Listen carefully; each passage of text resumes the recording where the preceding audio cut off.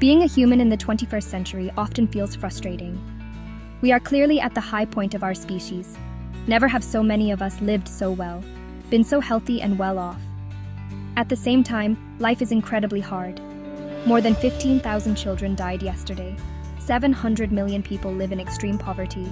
Even within rich societies, there is loads of unfairness and daily struggle. We are divided, unable to solve our problems while creating new ones, destroying our world in the process.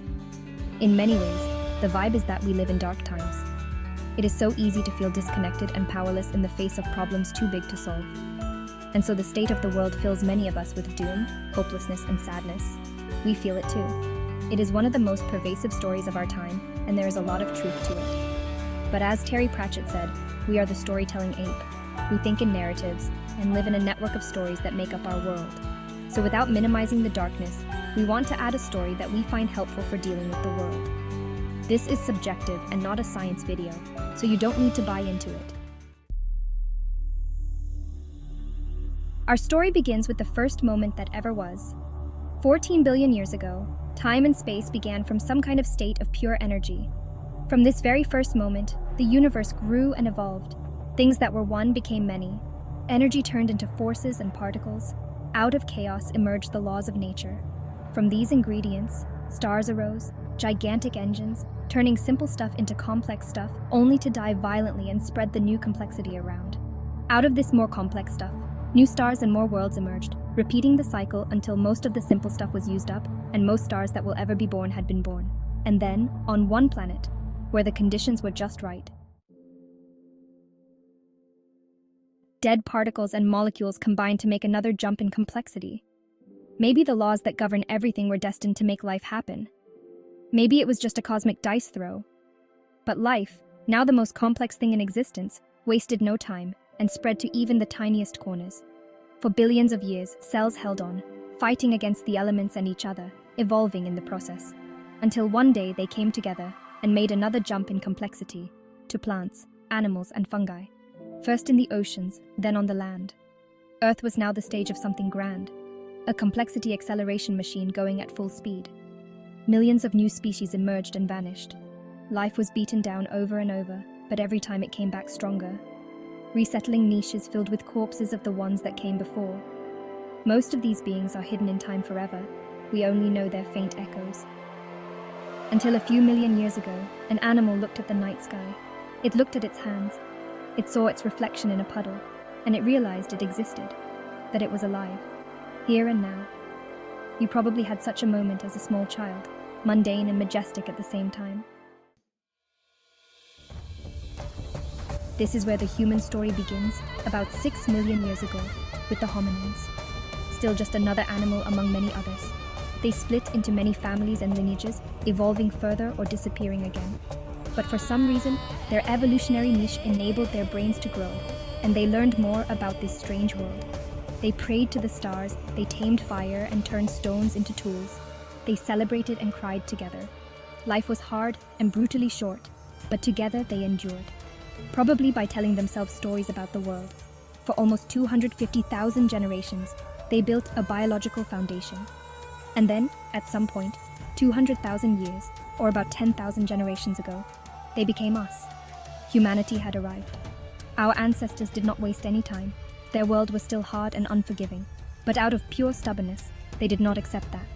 They wanted their lives to be better. So they made better tools and learned to preserve their knowledge beyond death. Progress started slow, and then suddenly they, or better we, made the planet our own. Agriculture and the first villages and temples snowballed into civilization. Kingdoms and empires, technology, writing, astronomy, medicine, philosophy. A hot second later, science, industrialization, the modern world, the information age where we are today. Earth is truly ours now. We changed it in ways unfathomable a few short generations ago. We turned the land into fields worked by millions of machines, built thousands of gigantic jungles made of sand and metal. We split the atom and traveled to other worlds. Everything is different today. Except us, of course. We humans have not changed. We were molded by a cold and unforgiving world where we needed to be hard and brutal to survive.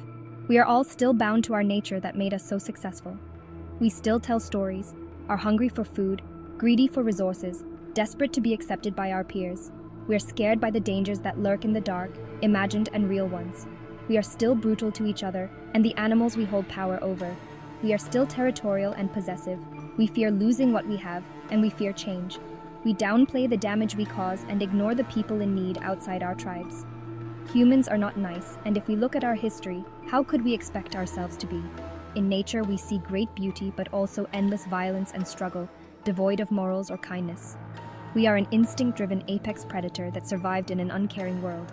Only now we have coal plants, nuclear weapons, and social media. This would be hard to handle for any animal, so it makes sense that we continue to follow the impulses so deeply ingrained in us. But this is only because we have not yet caught up with the mind-numbing gift we have been handed. The real tragedy of humanity today is that we are these amazingly powerful beings that have not awoken to their potential. We are trapped in the present and the mindset of a scarce world. But aside from the physical limits of the universe, there is nothing stopping us from creating a literal paradise for ourselves. This seems so daft, but it is true. If we dare to tell ourselves a different story about who we are and who we could be. Humans throughout history felt like they would witness the apocalypse, and this feels especially true today. But you are probably not living in the end times. There is a solid chance that humanity will persist for thousands, maybe millions of years. If this might be the very start of our history, what can we dream of achieving? Just like our very first ancestors 6 million years ago, we may be the ancestors of another 250,000 generations of people. But while the hominins found themselves powerless in a world they had to adapt to, our starting conditions could not be more different. It's like we got handed a save file of a game where others put in millions of hours of work, and where we can decide what game we want to play in the future. The world is still horrible, and it is also the best world that has ever existed. And we can make it so much better. An optimistic person living in the year 1924 would not believe the progress we have made in just a century. How much we reduced poverty, how many diseases we cured, how much free time we have, what kind of luxuries are ordinary to us, what technological wonders we take for granted, how few of us die in war, how many live in a democracy. And today, we might very well be gearing up for a jump like our ancestors 10,000 years ago, when agriculture changed everything for everybody. From AI possibly transforming the information age, to biotechnology enabling us to manipulate the language of life itself, to new sustainable ways of harvesting the energy we crave. If we start thinking in decades and centuries, it is perfectly reasonable that we will solve our problems. We can eliminate poverty, maybe all material needs, defeat all diseases, maybe even death itself. We have the potential to restore balance to the climate and heal the planet again. We may be able to adapt to the information age and make lasting peace.